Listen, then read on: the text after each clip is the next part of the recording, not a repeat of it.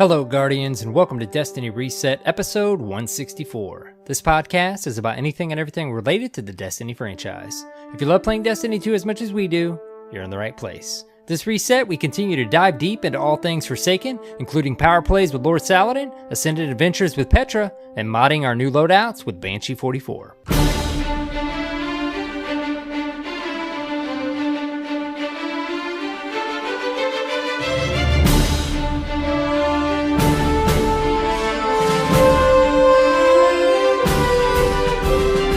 Hello, Guardians, and welcome. It's AER0KNIGHT, and of course, CyborgSasquatch. What's up, dude?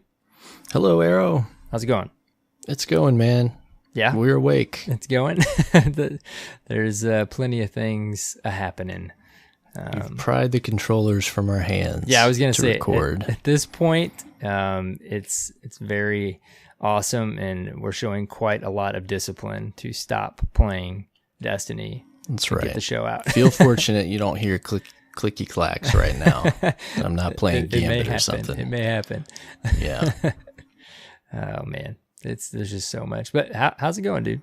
Busy? It's going fine. Busy time. Yeah, busy. Trying to this time of the year when there's a lot of Destiny to play, it's a big challenge just trying to keep everything in balance. Mm-hmm. Like keep the family happy and attend to them as they should, keeping on top of work, yes, keeping a roof over the head, all the things, and then finally settle into some Destiny every night until try to get some sleep. Until my eyes dry out and you look up and it's been 4 hours and you got to wake up in 3. So. I know. I never factor in. I'm like, okay, I'm going to go to bed at 1 or 2 tonight, but I don't factor in. It's not even that I forget. I know that I need to factor in, but I don't factor in that like tower visit before I log off, and then the couple things I need to do before I actually go to sleep. So then it ends up being a half hour at least before I actually crash when I said I wanted to. So, time management. Yeah. Destiny's That's the thing. Destiny problem. Well, speaking of time management, let's get the show on the road. Yes, exactly. Not too many tangents. Some announcements. We do. A couple of announcements. Yes. Dude, we have seen so many Guardians joining the Derp fam, so many new listeners to the podcast, and we're so excited, so thrilled, and we thank you guys so much. But Cyborg and I wanted to take a moment just to remind you guys about the Derp fam, the community, the clan, the Discord. Where can they find all that, Cyborg? Yes. If you would love to join our awesome community, we would love to have you. You can go to discord.gg/Destiny Reset. We are Discord partners. It's easy to find us. Join the Discord, go into general chat, say hi, meet some folks.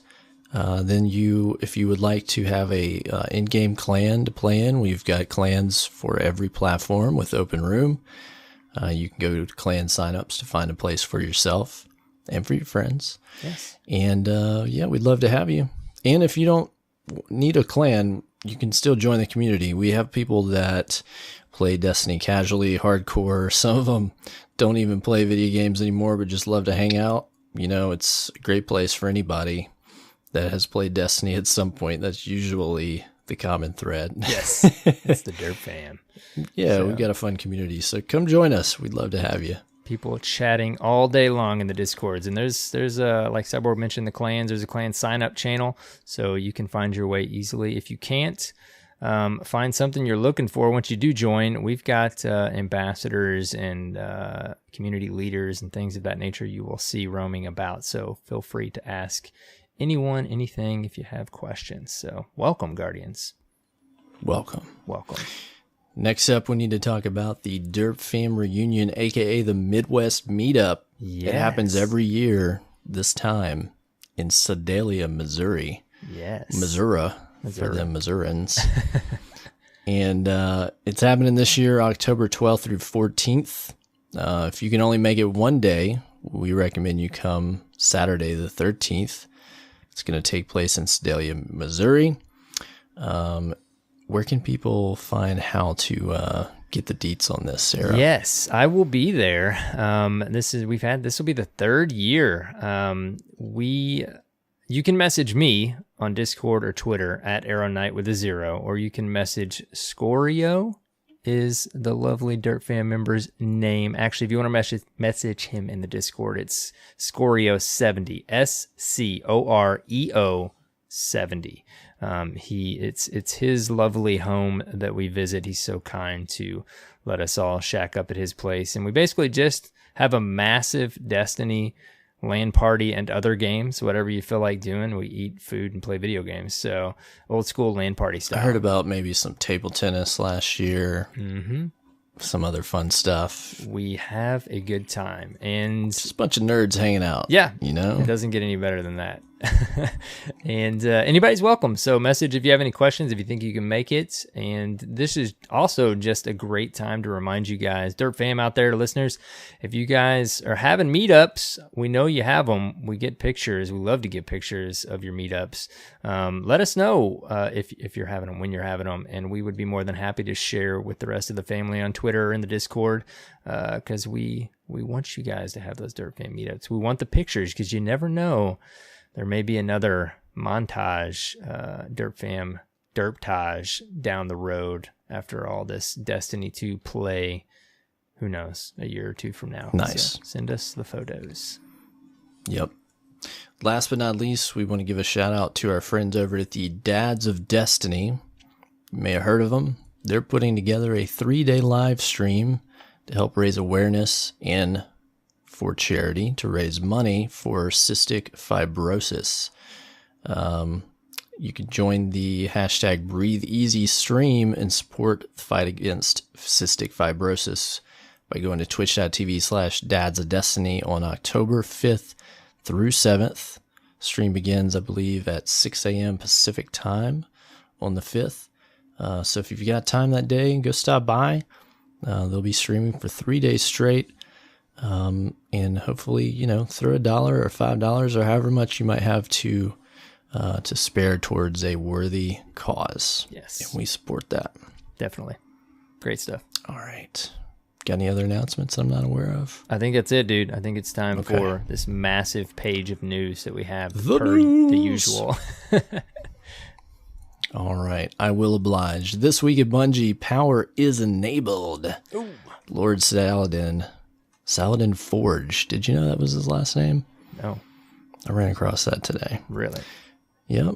Apparently that's been around for a while and I missed it. But Saladin Forge, Lord Saladin, returned once more to host the Iron Banner with power enabled this week. He had some weekly challenges with a couple of powerful rewards you could earn as well. Also, Bungie had a team across the pond at EGX, which is in Birmingham, United Kingdom. They had a couple of, they had a meet and greet and also a panel on building the Dreaming City. We're going to talk about that a little bit coming up here in the news. And then they talked about the world's first winners. I think we talked about this last week, but they asked Clan Redeem, who were the world's first winners of the Last Wish raid race, to share a couple words, which I thought was pretty cool. Yeah, I really did too. Talk about, I agree, what they had to go through and the perseverance that they had to have, and they had kind of an underdog comeback. They made it to the last boss 6 hours behind. Yeah, I other didn't teams. Realize that. That's crazy, dude. Yep. Yeah. Reading this, it's a cool couple paragraphs from them, and it really kind of highlights why the world's first raid race. We all feel it when it's going on and it's exciting, but like to hear from them and them to talk about it, it's such a cool thing, man. It's such a big part of Destiny. So yeah, very cool. And then, of course, they mention here when the raid was defeated, some new things were unlocked, specifically a new strike, the Corrupted, and a new Gambit map, Cathedral of Scars. Did you get to play that new strike yet? Yes, I did. Dude, isn't that not a cool strike? Yeah. I'm almost certain it was the new one. Is the encounter, the boss encounter at the end, like throwing the orbs and at the boss? Yeah. Yep. Okay. It was very cool. I enjoyed it. I'm not going to act like I fully know the mechanics because I've only played it once and I was trying to figure it out with random blueberries. It's pretty straightforward. You just pass you throw the orb forth. and it drops their shield. Yeah, and you pass it back and forth to charge it. Yeah. It was cool, man. It was really neat. So, and the Dreaming City map on Gambit, we had mentioned this stuff was going live last week. Yeah, it's cool. Anything Dreaming City at this point is cool. But even the map, like beyond the aesthetic, like I like the way that the map is laid out and designed. Yeah, it's got that like massive stairway upward from the spawn, so anybody invading, if they can get that vantage point, they can just look right down on your primeval. It's pretty ridiculous. I've kind of noticed they have a certain type of map that I prefer in Gambit, and it kind of functions like a half circle. Mm-hmm. Like you come in at the bottom of the half circle, and then you have 3 spawn points at each 0, 90, and 180 degrees of the circle, and then you have the bank in the middle. The other map, the one of the EDZ functions, is laid out the exact same way, and I think I really prefer those for Gambit. There's the other one that's I guess it's in the Tangled Shore. Yeah, I know what I'm really not fond of that map. There are too many places to fall off. I've fallen off just a few times. I don't fall off much anymore, but I just find that you spend too much time in travel. That's what I'm getting to. And then you go through the main cannon originally the first couple of days thinking it was going to take you to the bank, and it shoots you directly over the bank. Right over it, yeah. Yeah. Anyways, I digress. Next week, or this reset on the 25th, we get to see the new Crucible mode Breakthrough becoming available to all players of Destiny 2, along with new maps crafted to complement the game type. I think we've talked about this several times, how the mode works. One smart decision I think they're making is that this will be available as the weekly featured playlist for this week. Yeah. Before they put it into comp the following week. And talking to some of my very competitive Crucible buddies that spend a lot of time in the comp playlist, that's really good if you do spend time in comp, because you're going to get some time to learn the mode first, right? Before they just drop it in your lap. I've been spending some time in comp. Oh Lord, what's your comp score? If you don't mind sharing? Am halfway through heroic. I'm looking to be hitting fabled here. I don't know what those terms mean. Do you have a number? Oh man, I don't even know. I think it's like I'm right at 1,000 or a little more. Okay, right? Yeah, there you go. Yeah. Well, one of my buddies managed to get pretty high, and then another one of my buddies, he made it up, I want to say in the 1400s, and has dropped back down to like 600. Oh no, dude! We've had some crazy streaks going. I had like an 8 or 9 streak solo, and then we got we had a 2-man team. Well, we had a 4-man team. It seems to be, I don't know anything like say 100% fact, but running as a 4-man team, you get paired with a lot of 4s. Running as a 2-man team, you kind of you don't. So it seems to be a little better. And then solo even seems to be kind of okay. You don't get paired against a lot of stacked teams, but I don't know. I don't know if anything's going on behind the scenes. But I've had some pretty good fun and luck in the comp playlist the last reset. So I think it would be smart if they had 2 different weekly featured modes every week, where one of the modes was a weekly featured comp mode and then a weekly featured quick play mode. Mm-hmm. And the difference would be on the comp side, it would always be one of the comp variants of a game type. And then on the quick play side, it would be basically all your other modes, stuff like doubles, mayhem, whatever, right? All this other stuff that we can play. And what made me think about that was, it was in my party chat, one of my buds talking, plays a lot of comp, was talking about how hard it is to have a higher ranking comp and to have a feeling where they don't want to go into comp to practice because because of what you have at stake, right? Right. Once you build up a good rank, you don't want to go in there solo.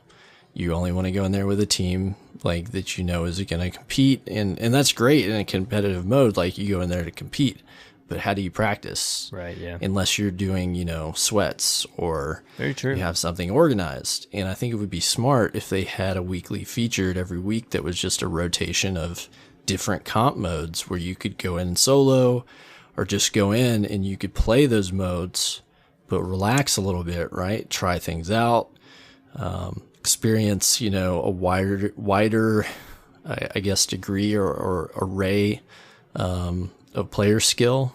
I don't know, something to think about. Yeah, it's a good I know idea. they're really sensitive to like splitting up the population, but my hope would be like the population in Crucible is recovering a little bit. Mm-hmm. I don't know. Well, yeah, and then we had the double Valor XP this past weekend, dude. So I've already hit Legend and Valor running so much comp because they did what you mentioned when we were talking about rank and stuff, or getting rank in different playlists. So yeah, you're sitting there, you're playing comp for hours and getting that Valor rank. So you're welcome. Yeah, thank you, sir. I was like, remember when I was campaigning, like, can we just have Valor and Iron Banner, please? And you're like, well, dude, why don't we just have it like across everything? I'm like, you're brilliant. So yeah, it's nice to be Legend in Valor while I'm running comp for it's great. That glory rank. And I think you get powerful drops when you reset, right? Yes, you do, which is fantastic. That's cool. Yep, that's very cool. So yeah, I'm excited. Are there some good rewards for resetting Valor this season? Well, I tell you what, when you hit Legend, you get your hands on that crispy Better Devils. It's at Shack's, which has it has range finder and kill clip, I believe. So you can go pick that up. But I don't know about actually resetting. I'm not 100% on. Okay. I was just thinking about last season, and like I think it was 2 resets or 3 resets. You got a ghost shell. Stuff like that. Well, the other thing I'm confused on, and we'll spend a minute on this. I still do not, and somebody can tweet at me and tell me. I've been trying to look this up. Everybody's getting their Luna's Howl, and their Not Forgotten hand cannons. I'm still slightly confused on the quests for those, because there's the 2 quests. One is for the broadsword. That's the one that will have you get pulse rifle kills. The other one where it makes you go into comp, and then you have to get hand cannon precision kills, and there's many steps. That one gives you Luna's Howl, but at a certain point in that, you have to hit Fabled. So did they do something slightly different this season where you have to not only progress a quest, but also rank up in competitive versus one or the other? Correct. Dude, I don't understand why they did that. Like, I liked I thought I was going to get the new hand cannon by hitting Fabled in the competitive playlist, but then there would also be this really long quest if people didn't want to be in the competitive playlist. But instead, I have to now do both things. I think the difference is the consolation prize, as I would call it, if you don't want to go in the comp, is the broadsword. Yeah. And this season's reward is Luna's Howl. Right. But instead of just having to hit Fabled, you have to also go through this longer quest chain. Not super long. It's not that long. Yeah. But I think they not only wanted to set the bar a little higher with that, but also provide a way for you to get that reward without time gating it. Yeah. Because you can get Luna's Howl after the season ends. You would just have to reach Fabled in the next season. Yeah, you still have to hit Fabled, though, which they said a ways back, like, they kind of hinted that they thought Fabled was too high of a rank to have to achieve for the Claymore. So, but they left it at Fabled. So no matter what you can carry the quest with you from season to season to season, but you still got to go grind comp to Fabled. Yeah. So, and then not only that, then you get Luna's Howl, then you have to get 500 kills with it and grind to Legend to get Not Forgotten. So I don't know. I'm a little thrown off by that. It seemed, from what I was hearing from the team, and then what we got, it didn't seem like what they were hinting at what they were going to do, I guess is what I'm saying. Ultimately, it's fine. I mean, it's cool. I personally like when I hit a rank in competitive, I get this reward, not also having to grind through this quest chain. I totally understand if there's like this long quest chain that Guardians have to do in any Crucible playlist to also get the weapon, but like I enjoy there being a reward for hitting a certain, even if it's legend. Like if I hit legend in comp, boom, I get this season's reward because I just grinded competitive like crazy. I don't know. Yeah. Anyways, crazy. We went it. on a crazy tangent. Sorry. Well, from one thing to another to another. I understand. So I hope I'm making sense. Yeah, no, I see your reasoning, and I think it's I think they're trying like the other end of the pendulum this season. Yeah. To see how that plays out. Yeah. You know, I think it's one experiment, then another experiment, and then next season we'll see, probably try something and different. It isn't a long, I mean, it's like a 3 or 4 step quest, and then you got to hit Fabled, and then you get Luna's Howl. From what I understand, the toughest part of it is precision hand cannon kills in competitive. Right. Yes. So. Well, good luck, man. Thank you. You can do it. I'm almost to Fabled. That's the other thing, dude. Is I was talking to my fire team. I'm already about to hit Fabled, and I mean probably another night or two of play, hopefully. But I'm not anywhere close to that in the quest. So it's like maybe I don't want to hit Fabled that quick. Well, it's okay as long as you hit it. It'll recognize it. It will recognize it when you get to that step. That's even huge. if you drop back down. Okay. All right. So you just got to get there once, and then you could just finish the quest, and you'd be fine. Okay. That's good to hear. That's what I was wondering. Don't sweat that. I would recognize that. Yeah. Okay. Cool. And I don't know. I'm, in another life, I would love to chase that, but dude, it's been. I really like. Yeah. As much as there is to do, honestly, I'm more interested in Gambit. Ranking right now. Well, plus I enjoy pulse, Gambit dude, so much that the Drifter has. Oh my goodness, that thing is a beauty. I definitely want that too. I'm like 3 or 4 ranks into Gambit. I'm with you though, dude. There's so much to do, and I'm really enjoying PvE. But I am, me. I am making that time for the Crucible. Absolutely, man. I'm glad that you are. Well, circling back around to breakthrough, breakout, breakthrough, break dancing, breaker. 4 new maps. Well, 3 new, unless you played Iron Banner this week. So we have Equinox, which looks to take place in the same realm as what was the Trials exclusive map? Eternity. Eternity, yeah. Right? It looks a lot like Eternity. Yep. Same architecture. Cool to get another map in that area. Yeah. Yeah, I want to know where that is. Firebase Echo, which looks a lot like Mars, but is probably on Nessus, if I had to guess. And then the Citadel, which is definitely in the Dreaming City. Can't wait to see the Dreaming City map, dude. And then finally, if you played Iron Banner this week, you saw Convergence, a.k.a. Pantheon. Which brought back memories, for man. Me, dude. Yeah. That was my first Trials... Trials of Osiris Flawless was on Pantheon. Yeah, dude, this was one of my favorite no land maps, man. Those corridors with the straight lanes. I mean, it just screamed No Land Beyond. It plays a little bit different. Oh, dude, it feels bigger. Yeah, and the opening, and it's brighter on the inner hallway. There's an opening now that takes you to the center. That completely throws me off, dude. Right. Big time. Having 2 entry points into that center staircase. Yes. Anyways. But cool map to bring back. Very long map. Not a fun map for control so much. Never thought it was, but either way. Very nicely. PS4 players will have access to Gambler's Ruin, which looks to take place on the Tangled Shore. And very cool looking aesthetic there. Looks like there's going to be a lot of jumping and hopping. Falling off the map. A lot of dead space there. Yeah, man, this is cool. It seems like this is another example of, like, I want to see this massive whiteboard of their plans for the next year, dude. It's like one thing after another. I almost feel like Iron Banner was just too soon, and now this, like, there's just so much stuff, dude. One would call it a trickle, but it's more of a deluge. Exactly. You know? Yep.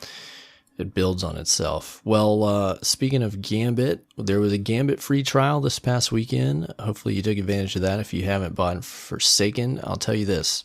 Solo queuing was not fun this weekend in Gambit. I was definitely having a hard time with some players that were obviously new.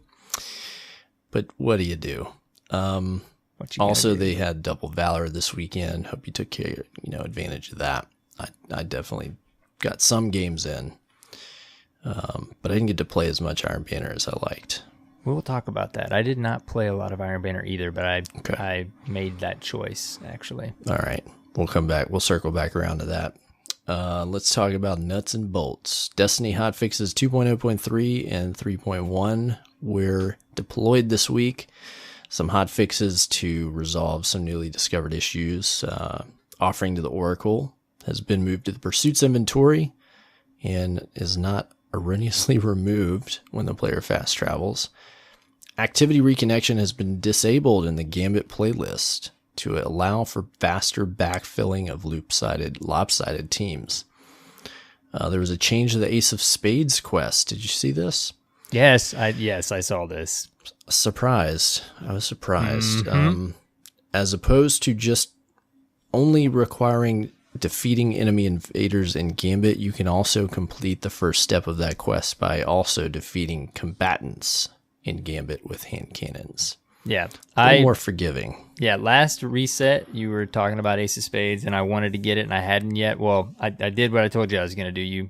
You put the fire inside of me to get my Ace of Spades. So I got it a couple days ago, and then, like, the next day, this came out.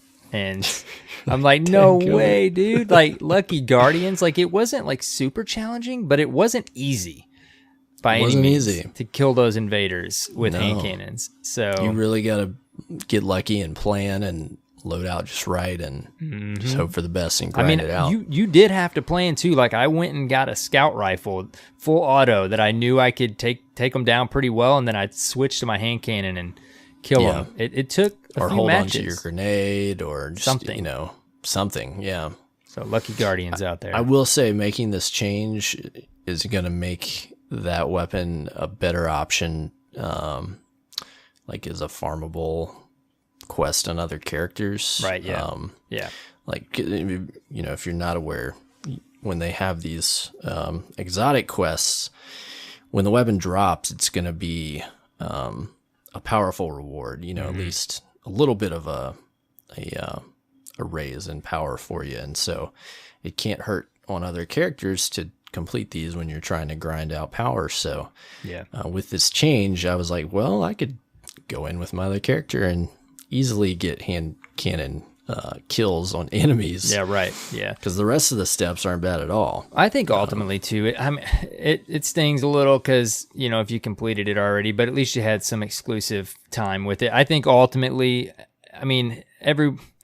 not always the case, but I would like many Guardians to be able to have the Ace of Spades, and that was a pretty challenging step.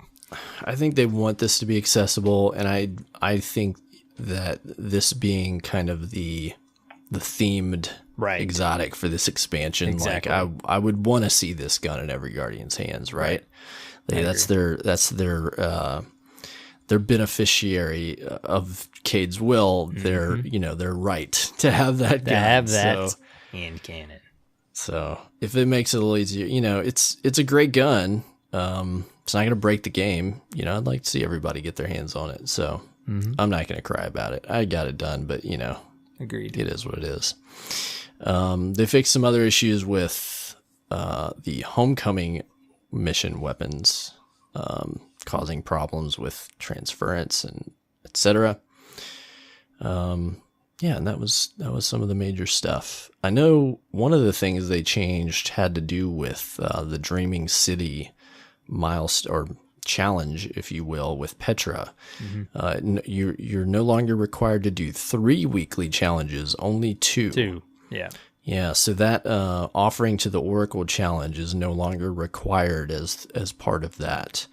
to complete that weekly thing. And it really doesn't change anything, because it was almost, one of the weeklies is to go, correct me if I'm wrong, is to go to the blind well and complete that weekly bounty of the completion. And then that would give you the offering to the oracle. Then you would go do the offering, and that would be the third one. So they're really not changing anything. They're just changing that that's required for you to do that, right. So you should still go do it. You get stuff out of it. Do it, Guardians. Do it. They talked about Iron Banner rewards. There was an issue with the rank up packages incorrectly displaying powerful gear as rewards. They wanted to clarify that the only powerful gear that you can earn were from 2 bounties, the Unrelenting and To Be Precise bounties. The rest should have just been coming in at your quote-unquote soft cap for your character. So, sorry to let you down there. Next up, some clarifications on Tincture of Queen's Foil. If you're not sure how that buff works, you go into the Dreaming City, you drink the tincture. It does get removed if you return to orbit or launch a new activity. You have to consume another one if you return back to the Dreaming City. So make sure you're not doing that in orbit or drinking one and then leaving and expecting it to continue. Yeah, and for Guardians that haven't spent a lot of time in the Dreaming City, I actually just recently I've been high enough light to spend some time in the Dreaming City, but I've still kind of been doing dailies and Gambit and Crucible and stuff like that. But just in the last day or two, I've been spending a bit more time in the Dreaming City. This is the consumable that allows you to see the Ascendant realm stuff, right? Yeah. Yes. Yep. So you can do those things. So yes, there you have it. And if you're having a hard time getting those, just word to the wise, you can get these out of a lot of reward chests. Heroic public events will drop them or have a chance to. The kitty cats will give them to you. You give the offering to the kitty cat. You can also get them from region chests. That's a very easy way. I think it's almost guaranteed in a region chest. So if you can find those are marked on the map, and there's a bunch of them.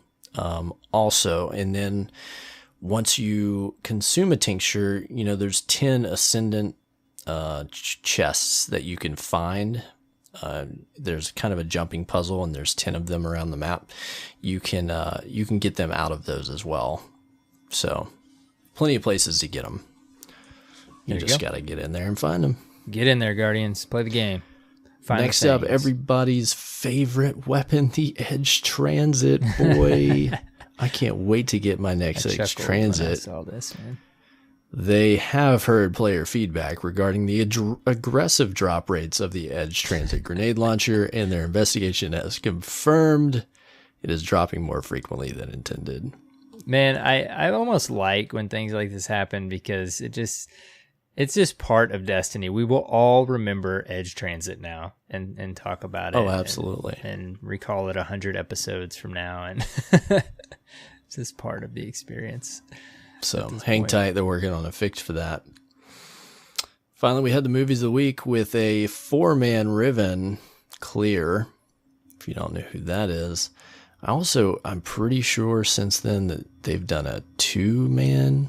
Yeah, I feel like there was another layer. Yeah. Ridiculous. There's so many things, dude, that are just reminding me of the olden days of Destiny. I mean, this is super quick, especially on a challenging encounter like this, but to have these videos go up and watch them, it just reminds me of like Crota and all that stuff.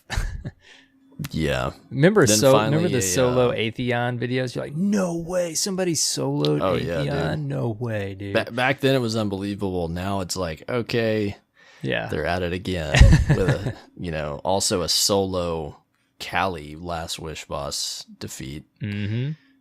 Ridiculous. I think it's cool though, because it challenges you to maybe want to try it at some point when you get high enough power, right?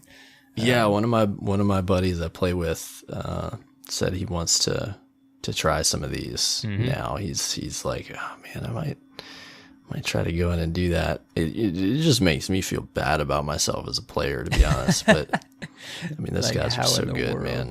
Yeah, they are. You're right.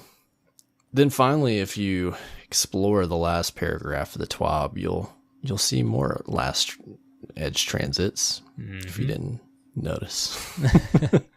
No kitty cats at the end in the commas, just edge transit pictures. Thanks, DimG, for trolling us one last time this week. Man, so much other news to talk about. Yeah, okay. There's so much, dude. You where caught do we start? the 411 on this interview. Scott Taylor was at, where was he at? Tokyo Game Show or something? Was it TGS this week? I don't even remember. But to look it up, double yeah, check. I know. Yeah, TGS has been going on. TGS, okay, yeah. The outlet he was talking to is EAA. I tried to actually pull up the Japanese website, and that didn't work out too well. That wasn't going to work well for us. But somebody translated it, luckily, on Reddit. Shout out. Yes. And so we got some bullet points from his interview. You want to run us through these? Yeah, let me, so we got, I mean, some of this stuff we already knew, but it's just, it's always nice to hear again with a little bit more detail. Answered a couple random questions. For example, everyone knows probably at this point, there's one fast travel point on the Dreaming City. Scott Taylor says, we want players to be able to navigate the Dreaming City and learn the space. There are no plans for them to add another fast travel location. Some Guardians, we may even mention last week, they were speculating as the Dreaming City evolved and Petra moved, maybe we would get another fast travel point, but he basically just confirmed that we will always have to go everywhere by Sparrow in the Dreaming City to explore, which I'm fine with, man. It's a cool place to explore. Yeah. So confirmation also from Mr. Taylor that Festival of the Lost will be back, which we already know it's in the annual pass plan, but he just kind of confirms it again. And also, I think he had a few spicy words in there saying that it's going to be cool. It's going to be, I think there's going to be, it seems as though there's going to be more layers to it this go around. So, I mean, it's hopefully not the Eververse Fest we've seen in the past. I think at this point, cost it won't be. I think our confidence can be that it won't be. They talk about masterwork cores, which we might talk about in the Dirt Fam discourse a little bit, but that is on the team's radar, that and infusion costs right now related to masterwork cores. They have seen the feedback, and it's something that they're discussing.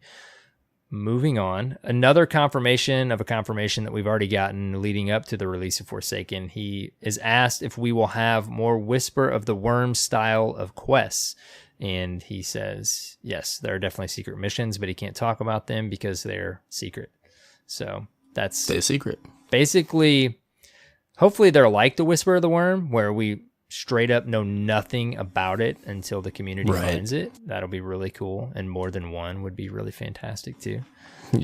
So cool stuff. Another thing kind of fell off my radar, we've talked about I think on the show at some point, but Gambit private matches will be coming soon. So I don't know what coming soon means, but usually if they say coming soon, it's pretty soon. So that'd be great. See when that happens. That'll be fun. Hopefully see some Gambit tournaments and things like that. What about this next one, dude? This Raid Machine. What do you think about the he talks about the Last Wish Prestige mode. Basically that it's well into development and will be a thing. I can't imagine a raid harder than what we already have with the Last Wish, but obviously a lot of that is because we're all super underleveled. Yeah, and I'm interested to see how this is going to play out. Without spoiling too much, in the Pursuits tab, or not in the Pursuits, the Collections, no. The last thing, Triumphs tab. If you look into the raid stuff for the Last Wish, there are challenges to complete, like different, I guess, versions of the raid. I don't know what it means.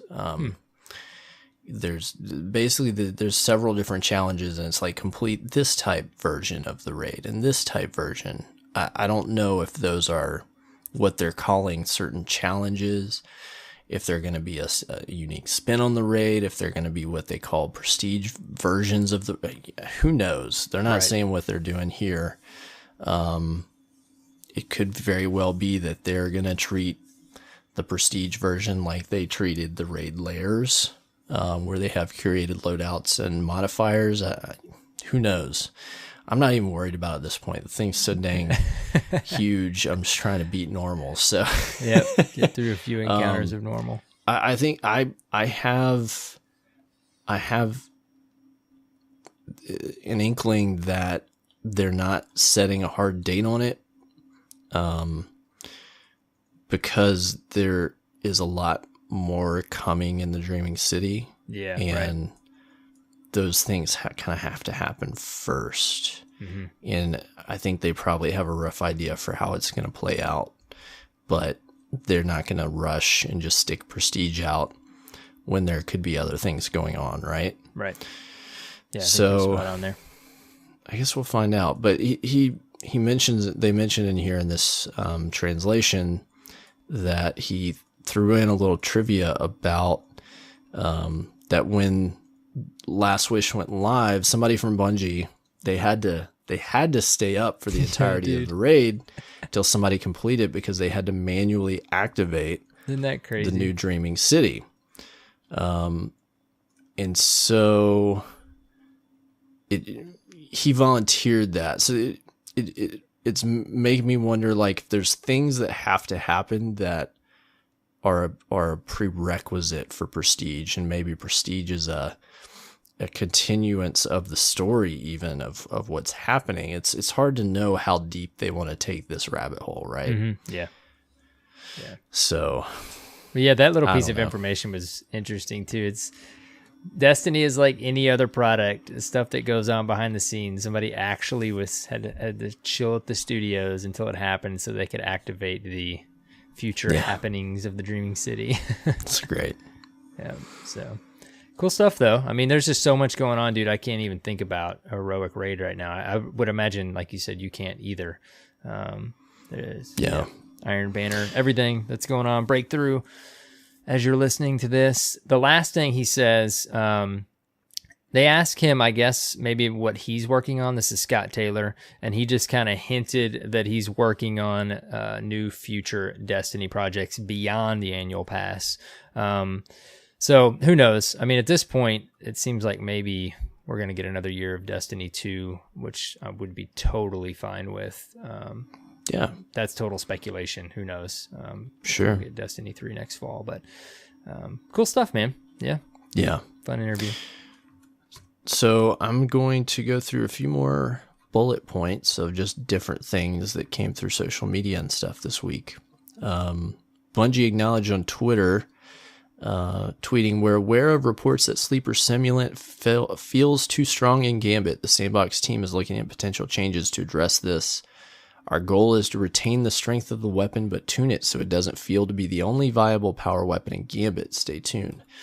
If you live under a rock, everyone hates Sleeper Simulant right now because you can body shot somebody with an overshield or in a super, or you can just body shot 1 HK anybody if you're invading, and vice versa if you have Sleeper Simulant. Yeah. And it works out to be a great weapon both for invading, defending, and boss DPS. And so it's a very meta must have in Gambit if you're looking to win. I mean, there's other viable strategies, obviously, but it's a controversial topic right now. So then later, a day or two later, I think it was, Josh Hamrick, who, if you're not familiar, he is the gameplay design lead at Bungie. He tweeted, "As mentioned, our goal for Sleeper is to make it an awesome option, but not the only option. At this time, we're committed to retaining Sleeper's full power, and we'll be tweaking its ease of use instead by reducing its generous aim assist values." So that is the plan. I love when how this will happen, I don't know, but I love how they don't jump to the gun. I mean, they always have, informed and thought out decisions on, when they tweak the game, the sandbox, and make changes. But now they definitely hesitate before they nerf things. And it's cool. It's like you don't want to, the sleeper is a cool weapon. You don't want to see it nerfed through the entire game. So they're trying this, and, it's a subtle change just to see if maybe it addresses the Gambit specific issue. So, yeah, it works. That's what's going to happen. We will see. Also, scout rifles are having some problems. They're not hitting very hard in PvE. They're not hitting very hard in PvE at all. When Forsaken released, scout rifles damage was reduced for PvE activities, and also explosive rounds were having some issues that also affected damage from scout rifles, because that's a common perk. So they are planning to do a little bit of a buff in PvE to scout rifles, increasing damage by 15%. I was looking at some breakdowns of numbers. Even with this buff, they're still going to be weaker than they were pre-Forsaken. And I'm not quite clear on why this ever happened in the first place. Yeah, I'm not sure. I don't, maybe they had some behind the scenes math and scout rifles were just mega OP. I know that a lot of people were using my favorite scout, Polaris Lance, and it's very, very effective on single target DPS, and maybe the math they had on that showed it was too effective. I don't know, but for whatever reason, they feel like they're too powerful. They're going to buff them up soon. They're definitely not the best weapon to use in PvE at this point, and I kind of miss scouts a little bit. Yeah, scouts are fun all around, really. I can use them in PvP too, but obviously that's a different damage number there. Yep.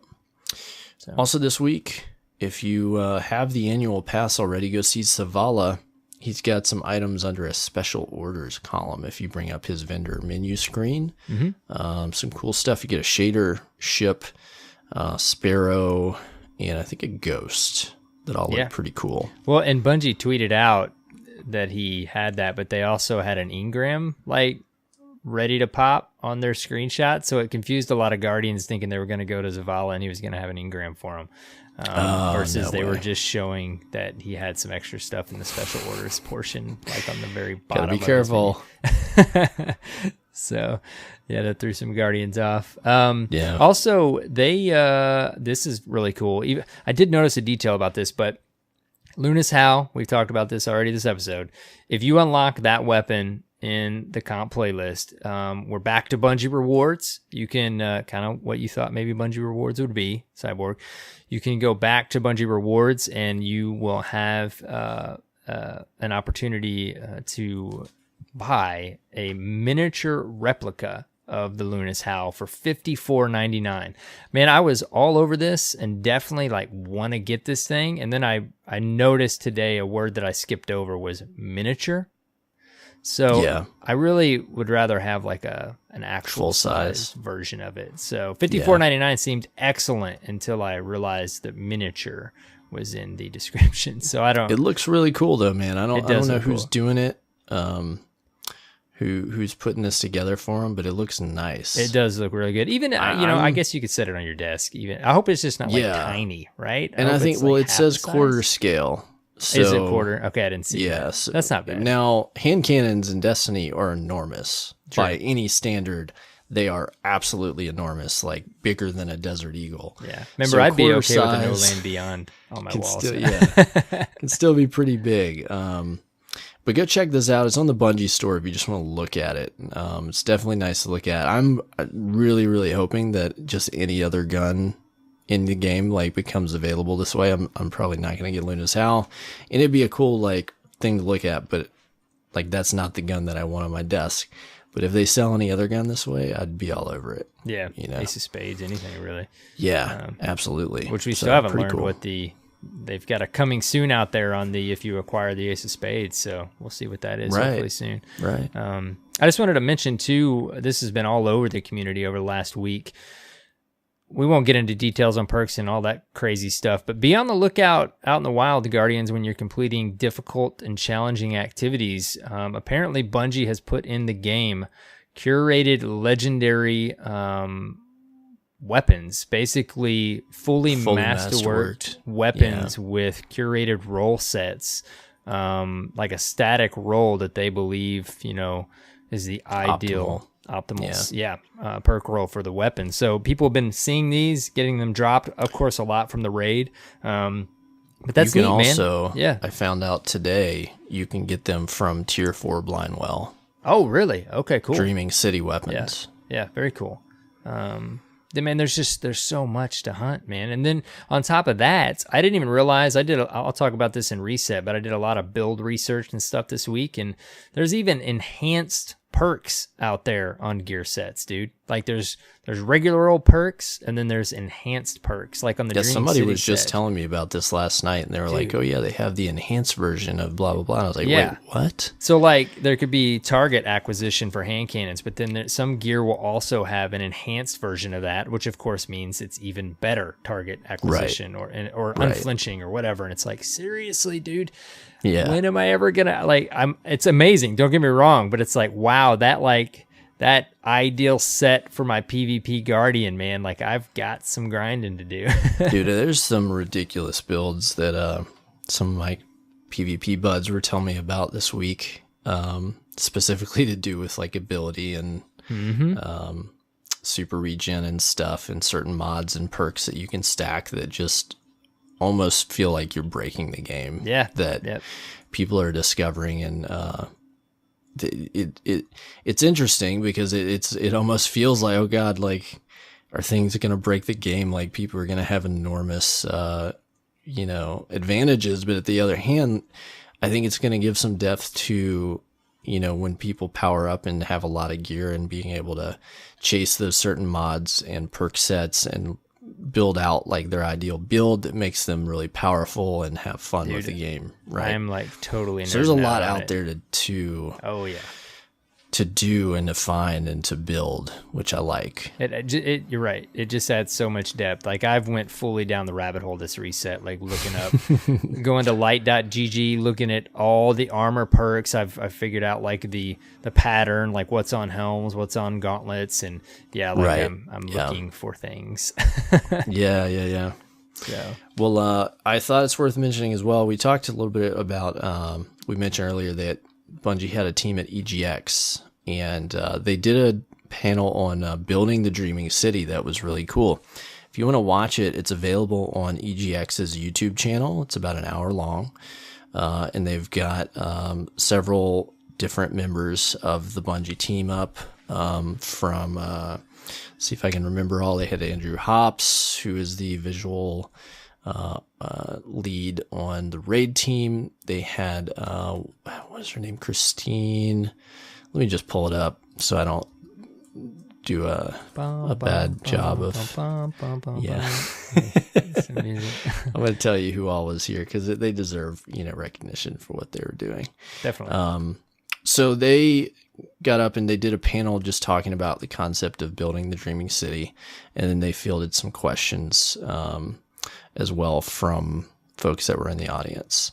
And so I wasn't able to take some notes, but there was some interesting stuff, both in questions that they answered and things that they volunteered that I thought were really cool. But I would encourage you to watch this if you have any interest in game development and interested in what goes on behind the scenes when they're building things like this. But one thing I thought was really cool, a big feature or part of Forsaken, it has been the development of the Dreaming City, and how it's going to kind of tell a story over time and how it's going to change. And they actually, when they conceived the idea of the Dreaming City and they were building it, that was not originally how it was going to play out.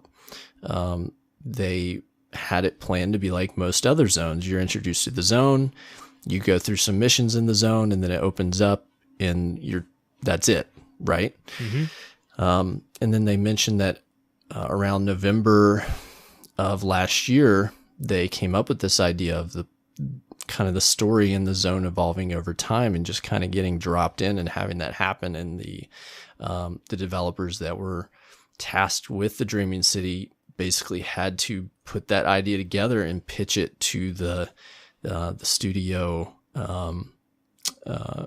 higher ups and sell that idea and then execute it. So I think it's a really cool story of something that I think could be very remarkable in Destiny's history. Oh yeah, of how that came to life. So the folks that are up on the panel, of course, you had Deej as a moderator, and then Steve Cotton, who's the game director, Mallory Schleif, who is one of their head writers, Andrew Hops, world artist, and Tom Farnsworth, who is an activity designer.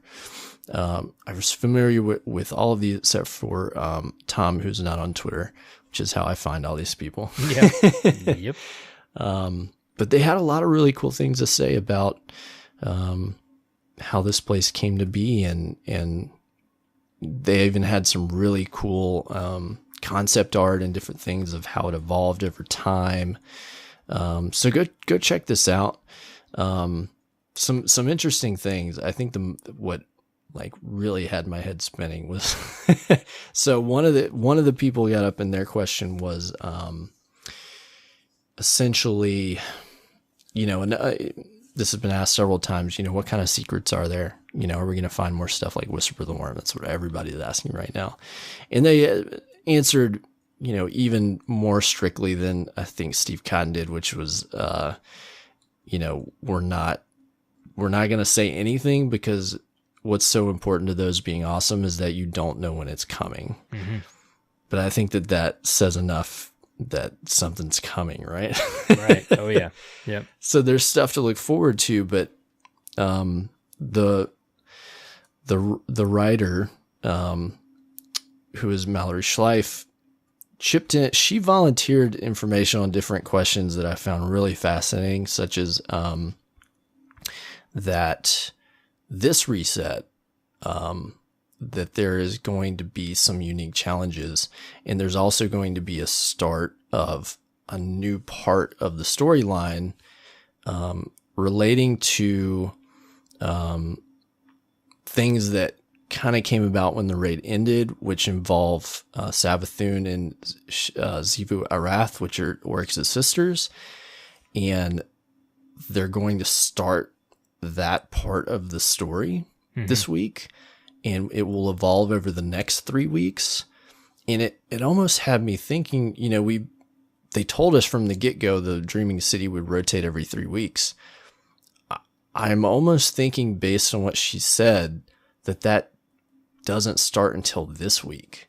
Yeah, and see, the because people are first 3 weeks speculating was that like a build-up. Yeah, that it started once the raid was beaten, but right, maybe that wasn't the 3-week cycle.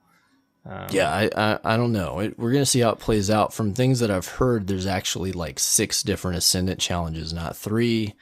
So it's almost making me wonder if, this reset, when you're listening, when you're hearing it, is a start of that cycle. Mm-hmm. I don't know. I'm trying to wrap my head around some of the things and how she phrased them. Go check it out if you want to know more about what I mean. But another thing she mentioned,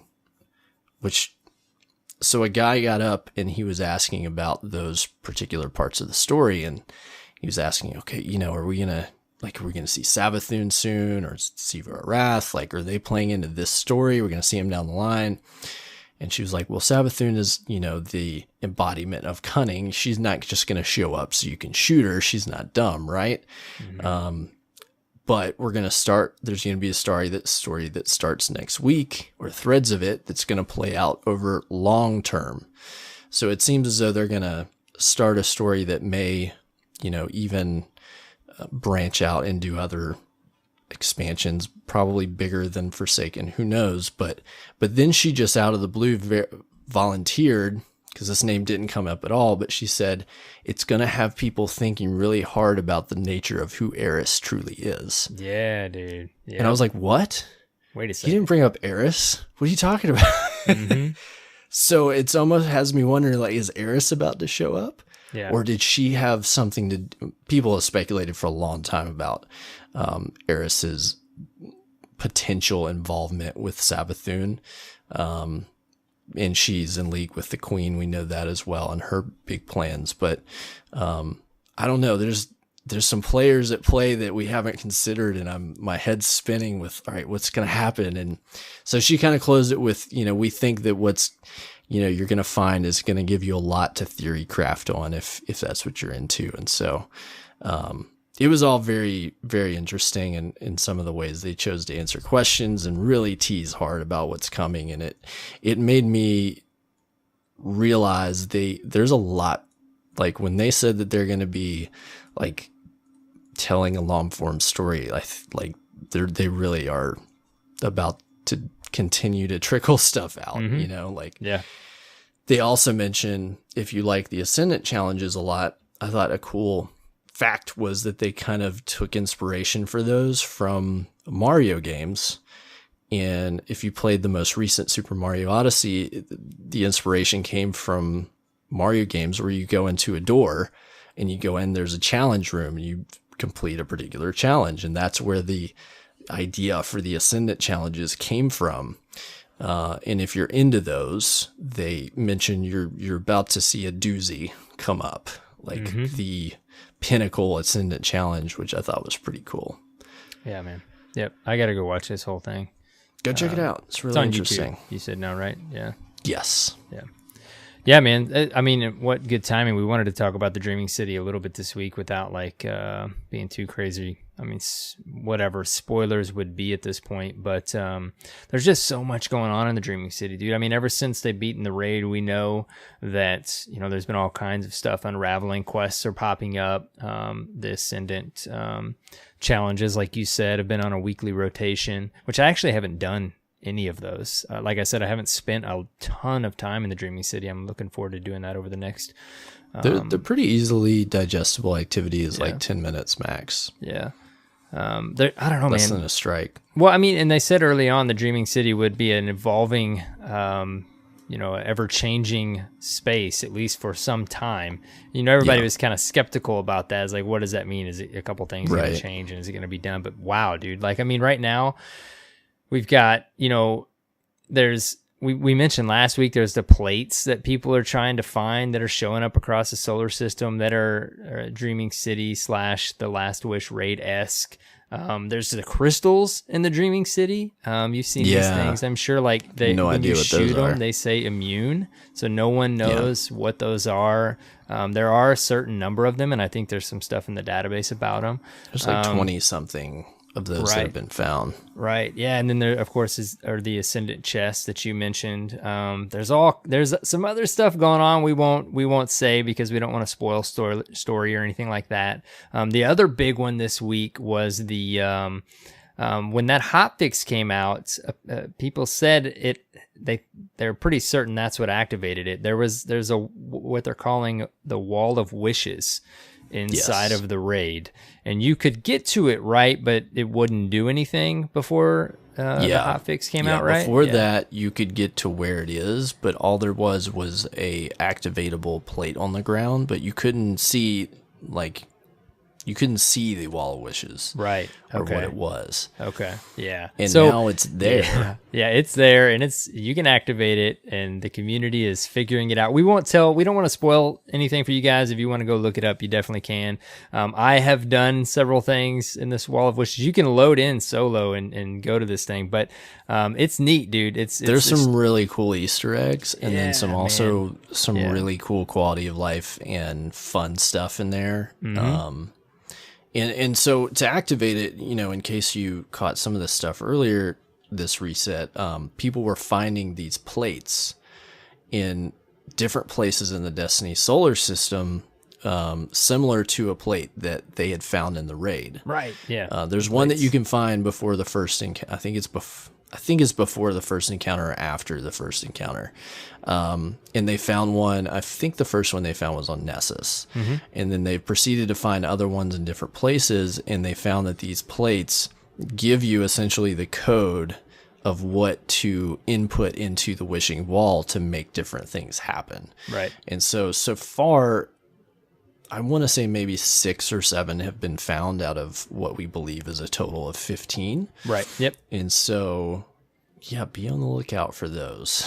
There's so much. Yeah, I spent a little bit of time in there, and I went in with a crew of the Dirt Fam and kind of showed them some stuff that I had seen, covered through the community, and it just adds another layer, dude. There's just so much going on. Like it honestly like makes my brain hurt, dude. Like I don't. There's just so much. There's so going much on. Stuff, man. There's so just much with to the do. Dreaming City alone, much less everything you can do when you log in. Yeah, it's right. It's a great thing, but it's definitely beyond overwhelming, to say the least. Yeah, I really wanted to talk, at least broach the Dreaming City this week. Now that so many people have gotten a chance to go in there, and it is the most amazing, like, just piece of content I feel like they've ever put together, as far as how a destination ties in with the activities and the raid and the art direction and the story, that like everything ties together in such a neat and mysterious way that it hits so hard at the things that made me fall in love with Destiny, that I feel like it makes me feel like I'm home again, although, it's a new place. Right? Yeah. That's the feeling. It gives me the feeling that I first got exploring the Cosmodrome, and that encourages me a lot as a Destiny player, that they have the ability to still do that. You know? Yeah. And like you said, it's a lot of this just experiencing it on the surface, and being at the Dreaming City is cool in and of itself. But then when you dig into the lore behind it and all that, oh wow, dude, there's all the way down to, even I was watching a video today about the Blind Well and the lore behind it, and there's so much thought is put into it, and it's so cool that, like I've said before, that's there. That backstory, if you want it's there. Everything has a purpose in the Dreaming City. Right. Even when it comes down, I don't know if we talked about this last week, but you can go and find a certain type of patrol mission, and it's I don't think it's a salvage. I don't remember what they're called. There's a certain term for it, but the icon looks kind of like a little ghost, and you'll go and you'll find, and if you find one, and the quest giver or the patrol giver is Shuro Chi, which is one of the Techeuns, she'll send you to kind of a out of the way place, and when you arrive at the place, she'll tell you about what it is that you're looking at. And so far, there's like, from what I understand, there's like over 50 of these that you can do to learn about places in the Dreaming City and parts of awoken culture, and who is this statue, and who is it of, and why is it here, and just all kinds of insight. And I'm just blown away how much work they put into this. Yeah. And one thing from the EGX panel that Steve Cotton mentioned was how for Forsaken they had 2 big goals, and that's how they kind of decided what went into the expansion and how it served those goals. And I'm going to paraphrase them a little bit, but one of them was basically to like kind of catch everybody's imagination again. And I feel like they're doing that well. Oh yeah, without a doubt. Like we're right in the midst of it. Yeah, absolutely. Yeah. So it's been a lot of fun, man. It's so funny because I've talked to different Guardians, just friends and stuff, the past week or so, and catching them on parties or just on Twitter, whatever. And if there's people that haven't made it, like hadn't even gone in there yet. And I'm like, you got to get there now. Like you're missing the biggest part of this expansion. Right. Yep. So if you're just hearing about this stuff and you haven't experienced it, I would really put a priority there, because there's a lot of fun content to have and a lot of fun exploration. Yeah, that talisman quest that you're doing, get that done. That'll get you there. Yeah. Yeah, it's just loading into the Dreaming City for the first time. Like it reminds me, I always remember, dude, Fallout 3. Yeah. Leaving the vault, man, and having like that the sunlight in your face, and then the whole open world you can see. Like the Dreaming City is just gorgeous, dude. It's just so cool. So yeah, so much to experience there, Guardians. Don't wait to get to that location. Well, Arrow, I think it's about that time, man. How was your reset? Full of activities in Destiny. I don't even know where to start. I guess I can start. It was Iron Banner, this reset, and I decided very early on in the reset that I wasn't possibly going to spend much time in Iron Banner. Now, was that because of time management, or did you feel differently about the activity? No, it was all about progression in the game and prioritizing what I felt like I needed to do. This is part of, I feel like Iron Banner, while it's very welcome to come to the game at any point, I wasn't ready for it yet. And the fact that we talked about this a little last week, you only got 2 powerful gear pieces from the 2 bounties, which were pretty hefty bounties. I mean, one is kills while your team is in a power play, which I guess you could get fairly quickly. But yeah, it seems like one of those you either get quick or you take a while to get it. And then the other one, was it 100 final blows? Precision. Or was it precision? Okay. So I just decided, I played a few games, and I really do enjoy the Iron Banner. It's nothing about the activity. I love that there's in-game rewards now. I love that there's legendary gear dropping for the other bounties to try to get rolls on things. I've heard and watched some videos on some crazy rolled weapons from the event, but I kind of decided I'm going to wait until the next Iron Banner because I really just wanted to focus on all my dailies and all my powerful gear. And honestly, for whatever reason this go round, I've been focusing on my other characters right away. So I went in and kind of did my stuff on my Titan, did that thing, and then I spent some time this week in the Crucible, quite a bit of time actually on my Hunter in the Crucible, and then I also started leveling my Warlock. So I don't know, man. I kind of just consciously decided I'm going to wait till the next Iron Banner to really dive in.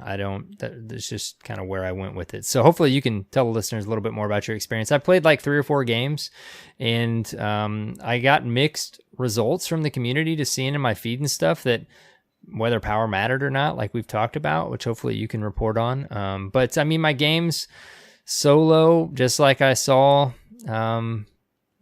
through my friends and on my feeds, like solo was a little painful.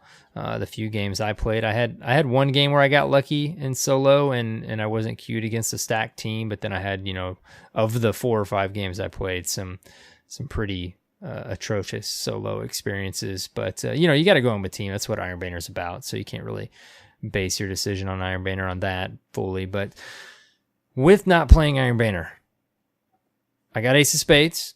I mentioned that already. I knocked that out real quick this week because I wanted it. I wanted to try to pair it with my bow. As you know, I'm running Subtle Calamity in my energy slot. I got to experiment with some of the other bows, man. Some of the ones in kinetic, because I'm losing some of these other options in my energy slot. For example, Luna's Howl and Not Forgotten, the 2 competitive hand cannon rewards from comp, are energy weapons. So I've got to start testing out some of the kinetic bows, man. But Ace of Spades is kinetic, so it pairs well with my current favorite bow. So with that, man, I just did my dailies. Actually, I haven't even done a Nightfall yet, but there's just so much to do in the game right now. I've just recently, in the last day or two, finally started to spend some time in the Dreaming City. I've gotten to that point. I'm in 530 range, so I'm trying to do more of the bounties and Petrus stuff and things like that on the Dreaming City. I did decide, there was our conversation last week on where I was going to drop that second seat of light on my Titan, and I decided to go with Coda the Commander, man. Like I almost had decided I was going to go with the massive sledgehammer, but I just decided it would be kind of fun to go with the Sentinel support role, if you will. So thanks to everybody that gave me feedback on that. I actually haven't gotten it fully leveled yet because I'm spending time on all my characters, man. Like I don't know, I went from having one character, 3 in D1 to always almost, it didn't take me long to have 3 in D1 to 1, like all through year 1 of Destiny 2, because I just wanted to focus on my Titan, to now I'm like within the first month of Forsaken already leveling all 3 of my characters. So been spending some time doing that. I had one with Ace of Spades, dude, very early on. As soon as Forsaken dropped, I had this goal that I wanted this emblem called Made Shaxx Proud. So this emblem, it's a very pretty emblem. It's like black and maybe a dark brown, almost like Destiny Reset colors. And it tracks your annihilation medals, which is what I got. It's that one's land final blows on the entire enemy team before any of them respawn. I got that in a comp match. It was a countdown mode maybe. I guess I wiped the whole team. But I got that. It tracks your we ran out of medals, and it tracks your 7th columns. And I've seen a couple Guardians with it, even in the Dirt Fam already, and I saw it on a couple content creators' channels. And I'm like, I want this emblem. Like, I'm a Crucible Guardian. I want this thing. And when I got that Annihilation medal, I didn't even know that you could get it for getting those other medals as well. I actually thought the only thing you could get it from was a 20 kill streak in a single life that we ran out of medals medal. But I went and turned that thing in, dude, and I got the Made Shaxx Proud emblem. And I know awesome. It's a small thing, but as a Crucible heavy Guardian, like, I'm so pumped, dude. I'm gonna rock that thing on my Hunter probably for quite some time. So that was a pretty big accomplishment for me this reset. But dude, I've spent some time in comp, man. Like I already mentioned, I'm halfway or close to halfway in heroic. Just grinding that comp level. I tell you what, dude, this sandbox, it feels so good in the Crucible. I know there are a lot of shotguns around, and it does get to me every now and then when I'm in one of those matches where my spawn loop just seems like I'm running into shoddy after shoddy after shoddy. But dude, the heroic moments, I almost instantly felt more confident in 1v2s and 1v3s. You know, they're still hard to pull off, but I feel like I have a chance to pull off some amazing stuff. The loadout, it's attributed to the loadout change, and the faster, quicker time to kill. The bows, man, the Crucible just feels really good to me right now. I went on a 8 or 9 game solo competitive streak, and then I jumped in with the Dirt Fam, running 4s, and then running with 2 of us, and went on multiple streaks, dude. And man, that comp level goes up quick when you get on those 5 game streaks. And I don't know, dude, I'm having a good time, dude. Like, the Crucible feels good. I know a lot of you out there listening right now are probably like, what are you talking about, man? There's shotgun apes everywhere, and there is, and it does get to me at times, but man, more so than not, dude, like I am having a good time in comp. Like, I think my comp level last season playing, I didn't play a whole lot because it was just kind of it was a rough experience overall. But like 500 was as far as I got in comp. I'd move up some nights and then move back, move up, move back, and I'm already at 1,000 or more in comp, the competitive glory rank right now. So I'm having a good time, man. That's what I've been doing. So much to do. I really want to get my I got my Hunter. I'm just looking for gear now for my Hunter. I'm not really trying to power grind my Hunter. I'm just getting her ready for the Crucible. But my Warlock, I unlocked the Attunement of Grace or whatever. I wanted that super, dude. Like, when I'm playing in the blind well and I see those Warlocks dropping that sword into the ground, man. Dude, it's so sweet. I'm like, I gotta have my Warlock. I have to say, it takes a really long time to unlock all the abilities on that class. Yeah. You mean on that one specifically, or just period? That one specifically. Oh, that one. See, I think it takes a long time in general. Like, I haven't fully unlocked my Code of the Commander on my Titan. That one takes some time too. I feel like the support-based classes, they just take longer because it's based on, enemies defeated with those abilities, and you're not always using them in that way. Yeah. You might be using them on like a single target or to like block something or defend something, you know? Yeah. And it's just taken a long time. It took me a while to get Code of the Commander fully unlocked, and I'm only on like the second perk on the Attunement of Grace with my Warlock. It's just taking a long time.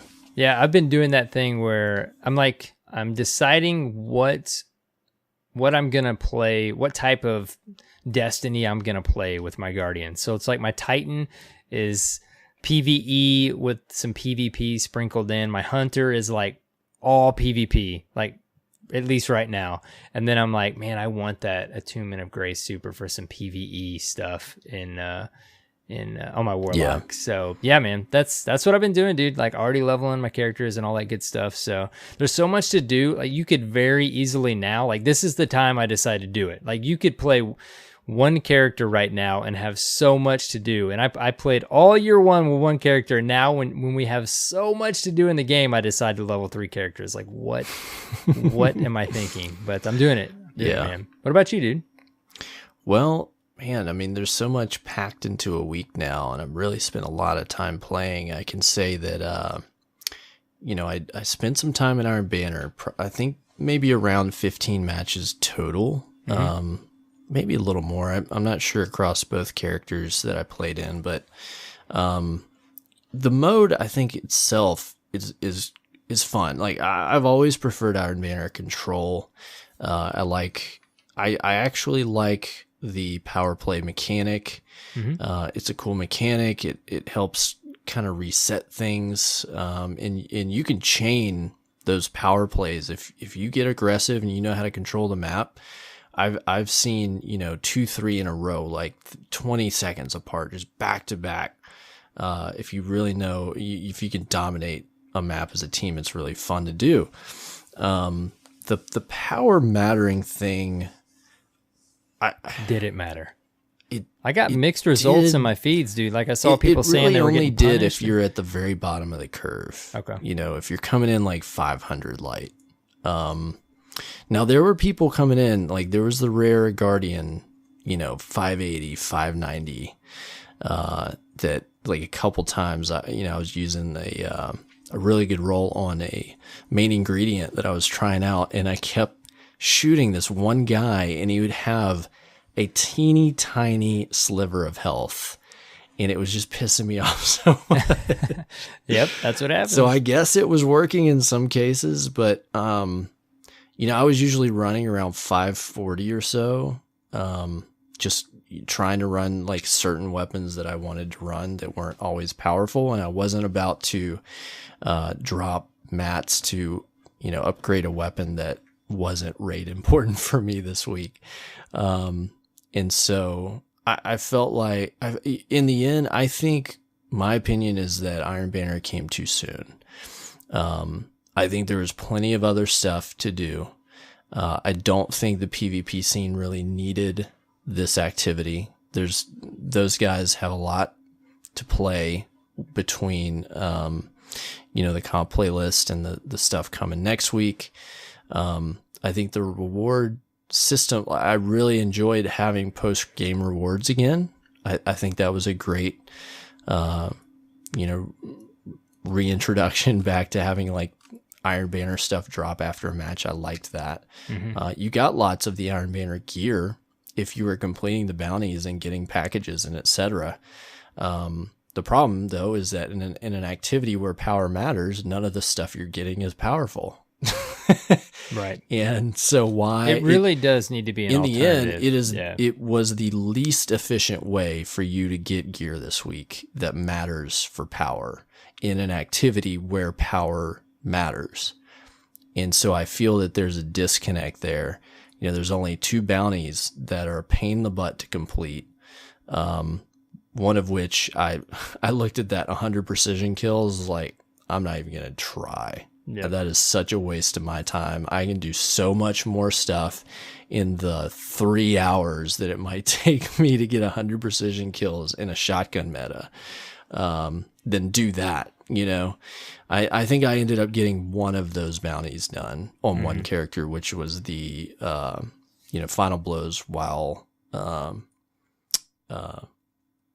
triple cap. What, I forget the name already. The power play. Power play. There we go. Power play. Yeah. So I think overall, like the event, it just was too early. I mean, you're basically like stating every reason why I decided this week not to run much Iron Banner. It was just too soon for me, and I'm excited to do it. Right? At this point, Iron Banner is like the brother that can't get off drugs. Like, it's such a disappointment. It had such potential, but it just can't get it right. Right? Like, bad analogy, but I mean, I have loved Iron Banner as an idea and as an activity since the very first Iron Banner, and I feel that they just cannot hit the mark with this activity. I mean, every single season, every single month, they try something different, and it's back to the drawing board again, and I think they missed the mark again, unfortunately. Do you think they did? I mean, with the activity? See, like, for me, I'm fine. The thing is, I'm though, fine with the activity. The activity only matters if the rest of the event matters. If the rewards are not commensurate, if the return on your time is not commensurate with it's got to be an alternative. For power, it's got to be a viable alternative for it to be fun. Right. If the thing is like, I went in with some friends the first couple nights, but then the rest of the week nobody else wanted to play. Mm-hmm. Yeah, that's the biggest thing. There's other better stuff to do. Yeah, like I think a lot of the key features are in place. The in-game rewards, like you said, the bounty system, the being able to buy things directly from him. A lot of those quality of life things are in place for it to be fun. The event, playing Iron Banner is fun, but for it to be rewarding and fun at the same time, we like to be rewarded with loot in this game. Yeah, right. But where they missed the mark, exactly what you're saying. Like, I did other things because, I mean, I mentioned this in the TWAB last week because, like, in the first sentence, they said, for those of you that don't like to raid, or something of that nature. Don't quote me word for word, but it's something of that nature. It's like, okay, here's Iron Banner for you. And then I was, it's like 2 bounties with powerful, rewards. That's not like, it needs to be a full, I don't know. I'm sure it's a challenging balance. So you can't give powerful end game rewards. People would just farm it and be 600. They're trying to make 600 matter, but I think that's why. I think that's part of the reason it came too soon. Right. Like, I think it needs to have a better return on your time, but I think the timing was bad in the broader scale, like the bigger picture. Yeah. I think they, I don't know what's coming next month in October, but I think they would have been better off waiting a month or something. Yeah. I mean, I think the next one will be a lot better timing, but I still think, yes, definitely there needs to be. I need to see. If it's not more powerful reward bounties, I need more opportunities to progress for that activity to be worth my time. Yeah.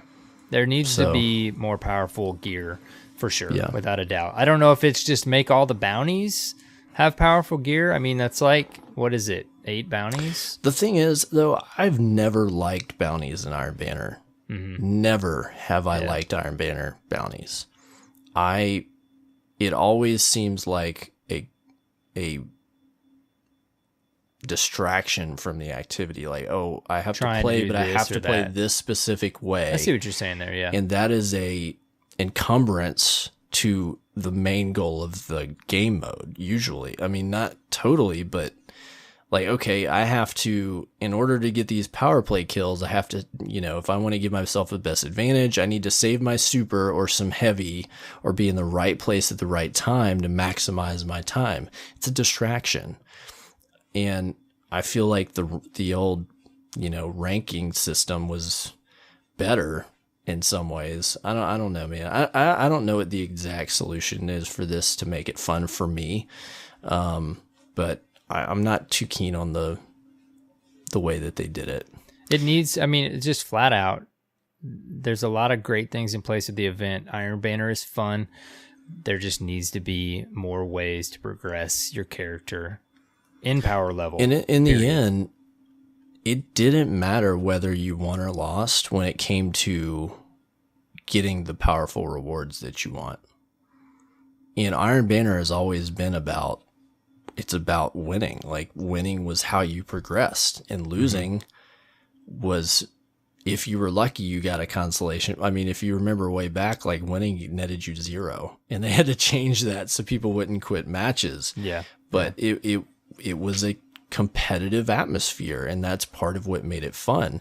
And this time around, it really doesn't matter if you win or lost, except for one bounty that required to win you to win 10 games, and that was not a powerful reward. So who cares? Right. Yeah. I don't care about another piece of Iron Lord's gear that's not going to help me progress in my power. I mean, speaking of that, there is one layer, at least for me, and I'm sure you as well, all Guardians, but there's one layer that is back that does add a lot of fun and depth to Iron Banner. It's the random rolls and trying to get that amazingly rolled whatever weapon it may be in Iron Banner. But while that is as awesome as it is, right now, when we're trying to level our Guardian, I don't want to just keep saying the same thing over and over again. It's so important that we're also progressing our character in level. So, the random rolls and all that are fantastic. I am definitely looking forward to grinding out for specifically rolled weapons, Iron Banner weapons, but it wasn't enough for me to jump in this week. Like, I did other things, and that's okay too, but it just stinks. Like, I do enjoy Iron Banner, and I just didn't feel enough. Right. I just didn't feel like I needed to jump in this week. Like, it just wasn't time yet. So. Not enough of an incentive. So yeah, that's my feedback on that. Beyond all that, I mean, I did literally just everything else that you could do except for playing comp. I did everything in the Dreaming City. I did 2 tier 4, well, more than 2, but a minimum of 2 tier 4 blind wells. I got those done. Those are a lot of fun. Nice, man. Yeah. Once you I've loaded into one of those, but we couldn't get it. We managed to get 9 folks all together on the same page and get a bunch of us in there. And so we knocked them out and rotated out and got our other characters and went and did it again. Apparently these are going to, I think there's 3 different bosses, so it's going to change this reset. Oh, okay. Kind of like the old Court of Oryx or stuff like that. So those are fun, and they give you some of the highest level rewards. What people are calling like the raid tier. Like it's a 380, I think, activity, or excuse me, 580. I'm committing that sin that everybody for some says reason the number and uses 3. 3, because we've been using 3 for a year. But 580. And so you get a piece of significantly powerful gear. So I would recommend you get it trying once to a do week, those. right? Yeah, right? You can open 1 chest a week to get the 380 piece. the gear out. You can do as many as you want. Right, but you just get that powerful reward once a week, right? Yes. Yeah. Yes. Yeah. And apparently that activity again can have a chance to drop those kind of curated weapons, Dreaming City weapons. So I did that, man. What else did I do? I did every challenge except for one on 2 characters. Wow. Which is a lot. It's like 50 something different challenges. That's a lot. And then we went in and we managed to complete 2 of the raid encounters. I'm confident we could have gotten a lot farther, but it was really a time issue. Getting everybody together this week, and folks having to go to bed at a decent hour for work and different stuff like that. Yeah. So that stuff.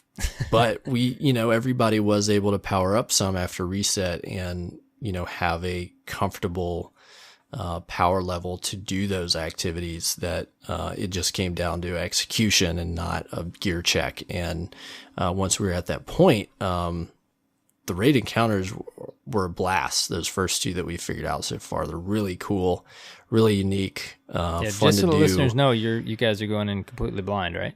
Yes. Yep. Yeah, we're going in.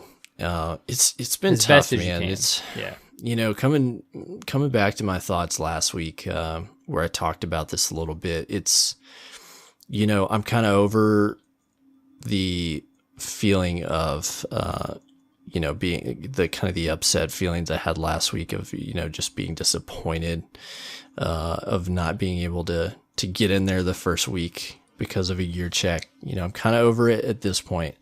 But now, what I lost essentially to me was the ability to have everything be fresh and discover everything for the first time myself. Mm-hmm. There's certain things, because I'm active on social media and because I can't just drop off the face of the earth for 3 weeks, and we cover the game that I can't avoid. Yeah. I can't avoid the name of bosses and random it was clips in the of TWAB stuff this week, that, right? Yeah, random clips of stuff that people put up, and I don't know what it is until I look at it, and I have to scroll up to avoid it. Like, I don't know what any mechanics are, specific mechanics, like how things are supposed to happen. I know what certain things are called and that certain things are difficult. So in the strictest sense, we're going into each encounter not knowing how to conquer it. I know what a lot of them are and what order they are. And so part of it is I can't avoid that. And that there's a little bit lost of that. Like, imagine not being able to see Oryx for the first time. Like, that was a big moment for blind raiders. That was just like, holy cow, right? I haven't seen Riven, but every aspect of the boss is spoiled for me as far as the majesty and the, just the sense of that encounter, that I feel like I'm going into it like kind of soiled, kind of spoiled a little bit. And so I lose that, and that's unfortunate for me. A big part of my enjoyment of those activities for 3 years have been the ability to go in and see them for the first time and progress through them and do it myself. And so that's, long term, that's kind of the results of how they have played this out. And it devalues the content a little bit for me. It's still going into it. It's still fun. It's a beautiful raid. It's a big raid. I feel like this could be their best experience ever. But they chose to execute it how they did. And so it's lost some value for me. That's unfortunate. Mm-hmm. Yeah. So, well, speaking of the raid that, too, though, I'm having a lot of fun playing it. So all the listeners know, at some point, probably in the next couple of weeks, we will have like a full-blown raid episode. Hopefully, I'll be able to get in there some. Cyborg usually completes the raid before I do, as I'm spending that time in the Crucible. But hopefully, I hope to get in there myself too, and then Cyborg and I will have a kind of a full-blown raid episode where we chat about it, the encounters and things like that. Yeah, we usually talk about it like 2 or 3 weeks in, but yeah. The sense I'm getting, there's plenty of people still in the shoes that I am. Still trying to get that first clear, or maybe have just, I really want to try my best at completing it before we do a raid episode. Mm-hmm. Yeah, the only encounter that I've completed right now is part of the Wall of Wishes, so it's too soon. Yeah, too soon. So, but, it's been really cool doing it.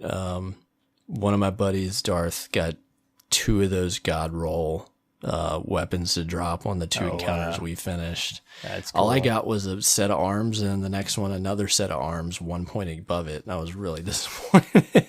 Dang, no weapons. But that's just RNG for you. Yep. So our plan is we're going back in Wednesday of this reset, because that is the only time this week that we will be able to. So we're hoping to get further along, hoping we can just whip through those 2 encounters, and then figure out the third and so on. And, I'd be happy. I'd be really happy if we just made it to the final encounter this week. Unfortunately, I get to have my wisdom teeth taken out this coming weekend. So sorry, man.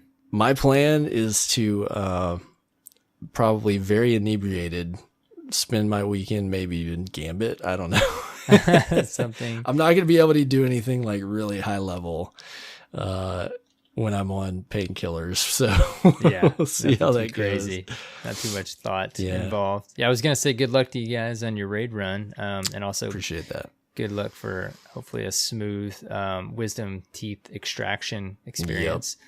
It's gonna go how it's gonna go, man. Yeah, one of those things.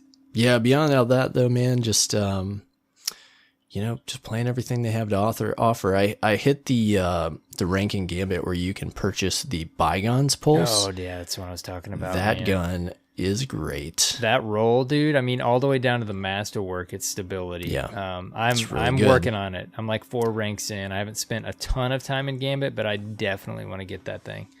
Yeah, 100%. Get in there and get it if you can. It's a really good pulse. It doesn't have quite the range you might want on every pulse, but if you're at the right range, it's very precise. Feels very good. Is it kinetic or energy? Kinetic. Oh, sweet. See, I'm looking for like a mid, not super long range kinetic. I've been experimenting with a lot of stuff with my bow because this is a good mid range pulse. That's what I'm very looking precise. for. Yeah. I've been trying hand cannons. I got an excellent Antiope with like I maxed out the range so I could stretch it a little bit. But a lot of times I'm critting with that bow and I just need to clean up and I need something that Have you gotten any good Duke rolls? No. I have several really good Duke rolls. That's actually what I've been using in the raid as my kinetic. Really? Yeah, I really like the Duke. Okay, I'll have to check that out. It's a low RPM, lower end RPM hand cannon, but it's got some punch on it. It feels really good. Yeah, that's what I did. All the precision hand cannon kills for the Ace Spades with. Oh, okay. Yeah. Okay. Yeah, I've even been experimenting with sidearms, trying to extend my range on those. I just have so many engagements where I'm critting with the bow, and I just need to clean up. Right there, you go. Smuggler's word. Yep. If you don't have one of those, I do. It's good. I have so many weapons in my vault really already. Good kinetic. Dude. Yeah. Speaking of this week, man, like we got to give a shout out. This website's been popping up everywhere. Light.gg. You can go to this website and look at all of the possible rolls on weapons and armor. Man, did I jump down that rabbit hole this week. Like, I'm telling you, man, like I know what it feels so good because I was kind of lost. Like, okay, what's the pattern here and all this different gear? And it feels good to know like the pattern, like what perks can drop on different armor pieces. Like, for example, like on helms, it's targeting. There are other perks as well, but like things I'm honing in on for PvP, there's targeting, like acquisition perks on helms, and then on arms there's rifle loader or hand cannon loader to speed up reload speed, and then on the plates or the chest piece there's unflinching perks, and then on the greaves there's dexterity perks, which is like faster ready and stow speed. So like, go to this website, guys, light.gg. You can look at all this stuff. Look at what weapons can roll, the possibilities. You can get lost in this stuff, man. Like, I don't know how much time you've spent on it, but I love all aspects of this game. But when it comes to like perks and stuff like that, I just instantly start thinking about my Crucible loadout. And that's why I've been really trying to figure out what kinetic I'm going to run with my bow, because like the bow is a certain thing for me right now. And I'm keeping all this gear, dude, because I don't know where I'm gonna land with it, and I'm so far from like infusing very much at this point. It's like I'm just keeping. There's some that I know like I don't need. Like I more than likely don't need auto rifle perks for my PvP set at this point. So I'm dismantling those, but there's just so much gear. I probably deleted 100 items out of my vault this week. Mm-hmm. I've started that process. Because I was full. I was 500 out of 500. I'm at like 440 right now. I got to get ruthless, and I just started going through everything I could, just getting rid of junk, and I still like have a lot of stuff. I mean, and a lot of it is armor because I don't know what I want to keep and what perk sets. And what makes it harder is that every armor set has perk nodes to choose from, so you got to go in, look through, like see what they are. Like, it takes a lot of time. That's what I did, dude. I think it was just last night. I spent like an hour going through my Titan and my Hunter, just what they had on them, like making that decision. Like, okay, I'm not gonna use this one. Like, at least right now, I'm not gonna use this thing. Dismantle. But it took a good 45 minutes to an hour just on 2 characters. Yeah.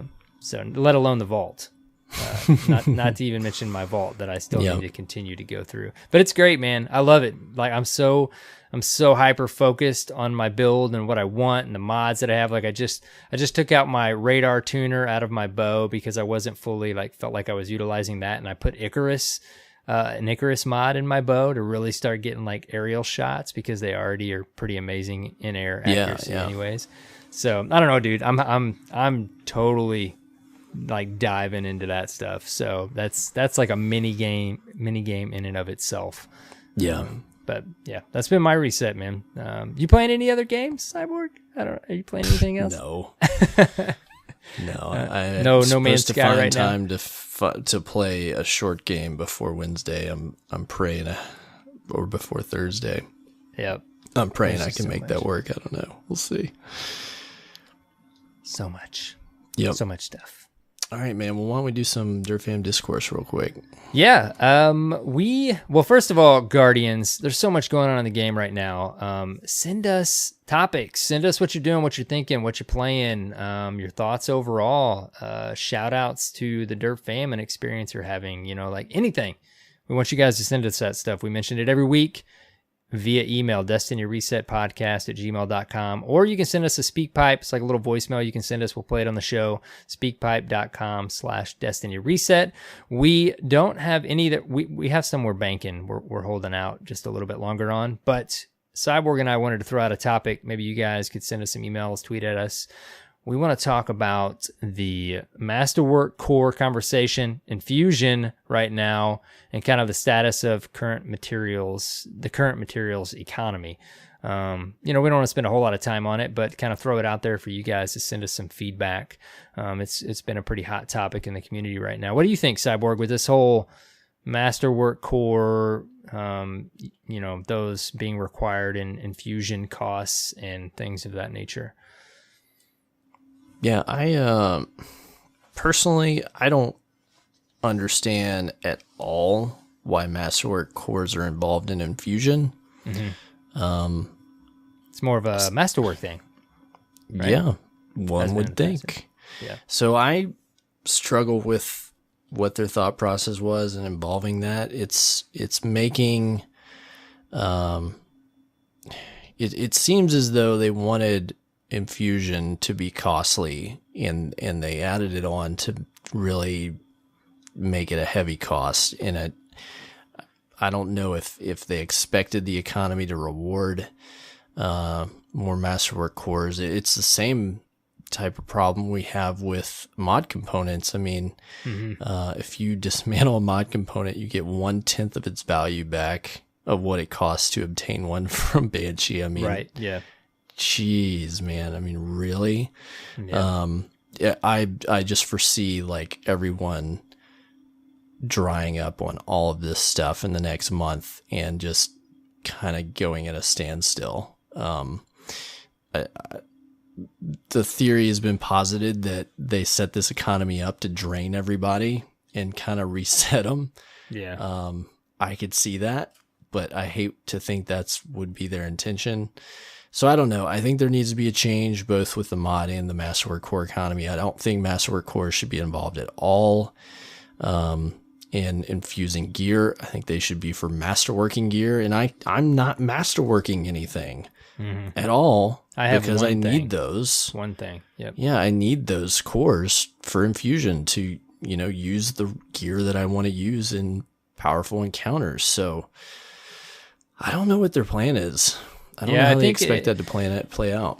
It kind of all lands on having, even if it stays this way, it's all about having direct paths to get Masterwork cores, and versus, you can right now really the only 100% certain way. I mean, you can get it from random dropped or randomly breaking down legendaries, but that's pretty random at this point. You can go to Spider and buy Masterwork cores, but he gets more and more expensive each one you buy. So like I've seen a lot of recommendations in the community, like just go buy one every day. And while that's not a huge return on your investment, at least you're getting one every day. But even like you said with mod components, if it stays the same, there just needs to be more accessible direct paths to get this stuff. Yeah, there needs to be ways to obtain these. If like that's how expensive it's going to be. Get this if you do this thing. Certain bounties or certain activities that guarantee them. I mean, to really like throw it in my face, I had a couple Masterworks guns from year one that I realized I wasn't going to use, and I dismantled them and got one Masterwork core. Oh, wow. One. Yeah. Like, come on. So, I don't know. I'm interested to see what people think. I've seen both sides of this argument on Twitter from different folks, but my take is, and here's the thing. I'm not hard up on any material right now, but I can see a place where I will be. So I'm nervous. Yeah. See, and I do, now don't get me wrong, I love the decisions that I'm having to make. Absolutely love it. Like I think it's really all boiling down to the Masterwork core as being a part of the infusion at this point. Like I would be fine if those were gone from the infusion part of it. I'm actually having more of a problem right now. I have like 50 to 60 cores. I've dropped down to 30 and then moved back up to 60. But, I can see those draining out pretty quick. But I'm having a problem with the destination materials, dude. Like I have enough to like infuse once if I wanted to, and then I have like 2 or 3 after that. Of course, you can go farm those. There's direct paths to get those. You just go farm them at the destinations. But I'm not keeping very much of those, and I'm going through Glimmer like crazy. But I gotta say, dude, like I love all these materials and this economy mattering. There definitely has to be more of a direct way to get stuff. I would be fine if cores were removed from the infusion costs and just were a Masterwork related thing. I mean, we have Glimmer, legendary shards, maybe make it cost more legendary shards, because it doesn't cost very many of those. I mean, we've got 3 layers of materials there without Masterwork cores that you need. So I don't know, man, but altogether, honestly, if I had to choose, I would rather it be the way it is now than the way it was before. I love having to make a decision and really thinking about it versus just infusing everything all the time and not even having to think about it, and also having a crazy amount of materials. Yeah. So I don't know. It's on their radar. We'll see what they do. Yeah. Hopefully they make some changes here soon. Yeah. What do you guys think? That's the whole point. We wanted to talk about this. Tweet at us at Destiny Reset, or email or SpeakPipe, like we mentioned before. We'd love to hear what you guys think. Yep. Destiny Reset Podcast at gmail.com or speakpipe.com/Destiny Reset. There you have it. All right. Do we have any new patrons this week? We do, man. We've got 3. Thank you guys so much. R/Trees, The Patient 1S, and Lazy Hunter. Thank you, Guardians. Thanks a lot. We appreciate your support. If you don't know what a Patreon or a Patreon or a Patron or any of those things mean, go to patreon.com/Destiny Reset. You can become a patron of our show by contributing as little as $1 a month to support our show. You get a few perks. You get a shout out on the podcast. You get your gamer tag on our website, and you get an invitation to a Discord channel just for Dirt Fan patrons and supporters. Worth mentioning as well, if you don't want to do the monthly thing, we do take a tip from here or there. Want to buy us a cup of coffee? You can do that. Go to our website, destinyresetpodcast.com. There's a little link for PayPal if you just want to drop us a couple bucks. We have lots of folks do that, and we appreciate you just as much. So again, thanks to all of our supporters. It makes a really big difference for me and Arrow here. It does, guys. Yeah. Thank you very much. All right, man. Let's wrap this thing up and go to the Dreaming City? Question mark? This is like the 3rd week in a row we're pushing close to beyond 2 hours. Yeah. We're doing better than last week. Yes. Where can people find you? You can find me on Twitter, YouTube, and Twitch at AER0KNIGHT with a 0. What about you, buddy? Awesome. At CyborgSasquatch on Twitter and Mixer. Finally, you can find us at Destiny Reset on Twitter, on the World Wide Web, www.destinyresetpodcast.com, your source for all things DRP. Thank you guys for the new iTunes reviews. We've got reviews from Sugar Shane, 1888, Bender2333, and Fiddle Minger. That one what made you're me doing there. That one made me chuckle. I appreciate your reviews. Arrow does too. If you're listening on Apple Podcasts and you haven't left us a review, please do. They help us get seen by more folks who are searching for a Destiny podcast so we can be all up in their ears every week. All up in their ears. Oh, yeah. All right, man. I swore I was going to go to bed, but I can't. I'm going back to Destiny for a little bit. Just about to say that. I mean, you're wide awake at this point, right? Right. It's like we should go to bed, but are we going to go to bed? Fiddle around for a little bit. Yeah. That's just the way it goes. Yep. All right, guys. Until next week, have fun playing Destiny 2 and take care, Guardians.